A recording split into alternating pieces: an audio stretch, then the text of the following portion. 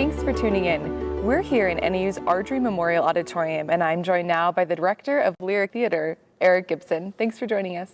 Good to be here. So you are fairly new to NAU. Welcome. So tell me a little bit about yourself and what kind of led you here to Flagstaff. I'm kind of what you would say a mid-career director in my 40s, and careers go the way they go, and of course I'm having a wonderful time doing what I do. But I've had delved into education now and then as a guest director. I served as an interim director of an opera at another school in Texas and kind of caught the bug and have been looking for a position like this.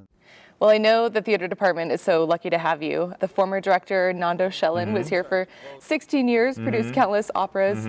What do you see for the future of NAU's theater department, and what do you hope to contribute?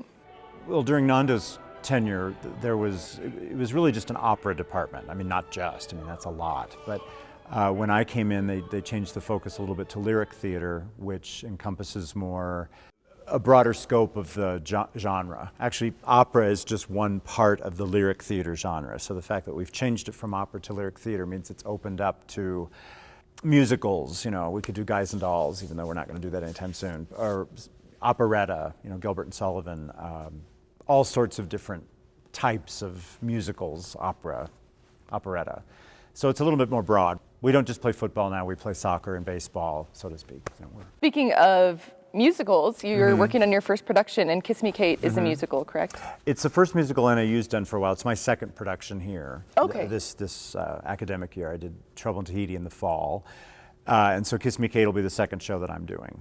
So tell me a little bit about the musical itself. Well, Kiss Me Kate is Cole Porter, and it's a show within a show, meaning it's a troupe of actors in Baltimore playing the characters in The Taming of the Shrew. And the lead man, Fred, had a love affair with the lead lady, Lily, and they were married and subsequently divorced and now hate each other. And their characters kind of parallel the Shakespeare, Taming of the Shrew, where the man is pursuing the woman and she's very difficult. She's a shrew, of course.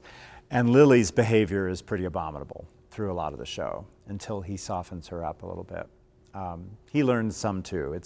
Sometimes the way the show is played, it's hard on the women. And then women are like, hey now, sometimes it's the guy's fault too. So we'll try to soften that up so there's equal blame. But the stories of Shrew and Kiss Me Kate parallel each other. Okay. So I've heard some rumors that the costumes are supposed to be absolutely amazing. Well, we have done some unique design choices.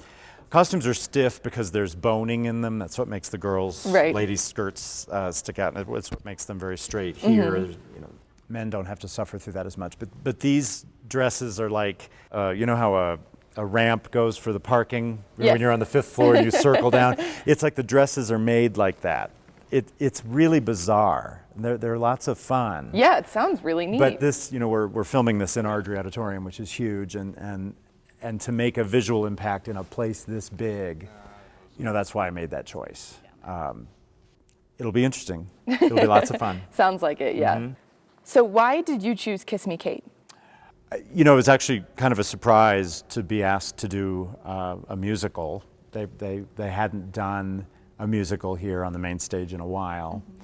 And because I kind of feel comfortable in both opera and musical theater, they asked me to do a musical, and I thought, well, great. And because the year in the College of Arts and Letters is Shakespeare, we chose Kiss Me Kate because it's based on Taming of the Shrew. So it was a natural fit. I've directed the show before, and there were lots of fun design opportunities. I think we talked about the wardrobe and fun costumes. Yes. So it was a natural choice. Tell me a little bit about your teaching style and what you guys are doing to kind of prepare for the opening day. Well, it's unique. When you're in the real world, a show takes like 2 weeks or 3 weeks to block. You work all day, and generally like 10 to 10 or 10 to 6 or something like that. When you're in an academic setting, it's a class. So I only meet with the students for like 2 hours a day, 3 hours on Friday. So it's a very slow process. You do things in small chunks. You don't have an ambitious day or two where you block all of one act. You have 2 hours and you maybe block 5 pages. And I like that. I mean, it's slower. It's a slower pace than perhaps what I'm used to, but you can kind of be a little bit more thorough with the work. That's how I feel about it, and I like that it's slower. Not because it needs to be slower, but just because of the pace of the schedule. Right. Dictates that. Tell me a little bit about how you're going to put your Eric Gibson stamp on the theater here. Well, every director has kind of a stamp, but a style. How to apply it to this one? Well, I guess I try to. There's lots of ways to direct a show.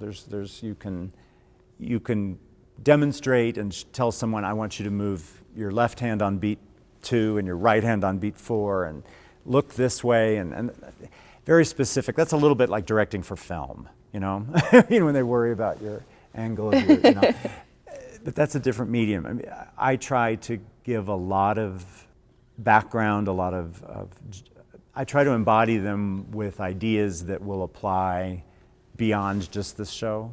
So I think what's indicative about my style when you see it is that people really know who they are on stage, and they feel free to experiment, and they feel free to try new ideas, but it's still it's cohesive within the whole, it makes sense.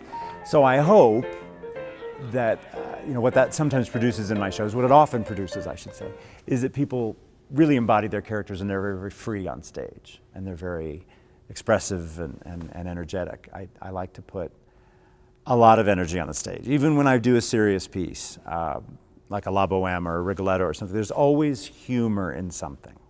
All pieces. There's very few pieces in any literature that doesn't have any humor. Otherwise, we'd all be killing ourselves.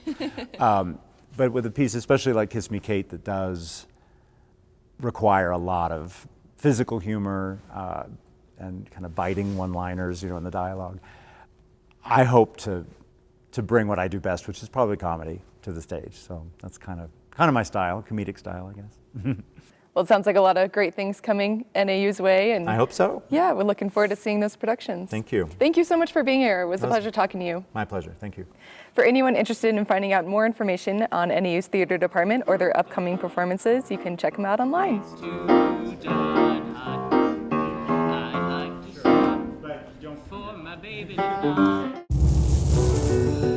When we come back, NAU's Senior Companion Program helps provide service to the elderly. Well, I can't imagine just being stuck in a house all the time, and I figure if I can't, most other people probably can't either.